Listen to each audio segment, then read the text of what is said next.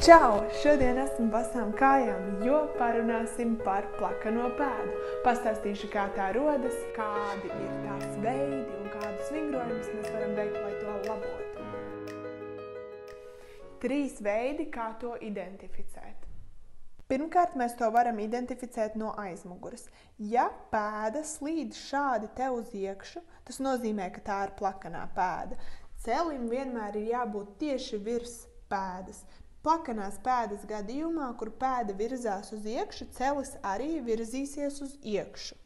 Otrs veids ir no pēdas iekšpuses. Ja šādi noliekot kāju, uzliekot svaru, veidojas pēdas velve, tas nozīmē, ka plakanā pēda mums nav, bet ja pēda pilnībā pieploka pie zemes, tad tā ir plakanā pēda. Trešais veids ir no augšas. Īkšķim ir jābūt vienādā līnijā šādi te. Pie plakanās pēdas īkšķis būs šāds.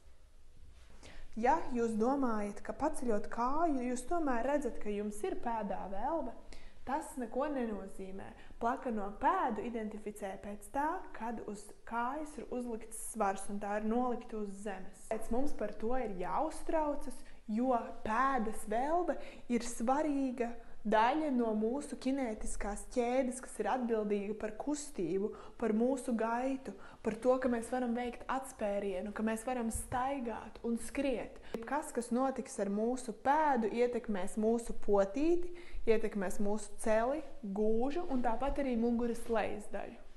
Kas to izraisa?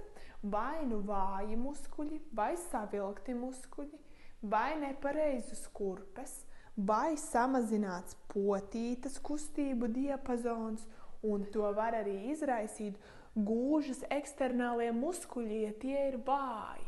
Galvenā problēma parasti ir veltiņa kauls, tas ir nozīmīgs kauls mūsu pēdā. Tas ir pārāk hipermobils, tātad tas ir pārāk kustīgs un tas izvirzās uz priekšu. Līdz ar to visa pēda izvirzās uz priekšu arī noplok uz iekšpusi.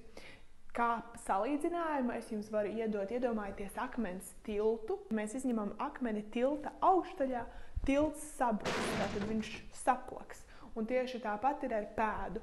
Šis veltiņa kauls ir pēdas augšpusē. Ja tas ir pārāk kustīgs, virzās vai tiek immobilizēts no tā vietas, tad arī visa pārējā pēda mainīsies un šajā gadījumā noplaks. Mēs visi piedzimstam ar plakano pēdu, bet laika gaitā tā izveidojas. Tā visvairāk veidojas vecumā no 3 līdz 6 gadiem, un tad ir ļoti nozīmīgs periods, lai pēdu attīstītu ar tā pareizu veltni. Ir dažāda veida plakanās pēdas, es minēšu 4 veidus. Tātad pirmā ir elastīgā plakanā pēda, un tas ir tad, kad jums stāvot ir pēdā veltne, bet tad, kad jūs nostājaties un uzliekat svaru, tad pēda pilnībā pieplok pie zemes.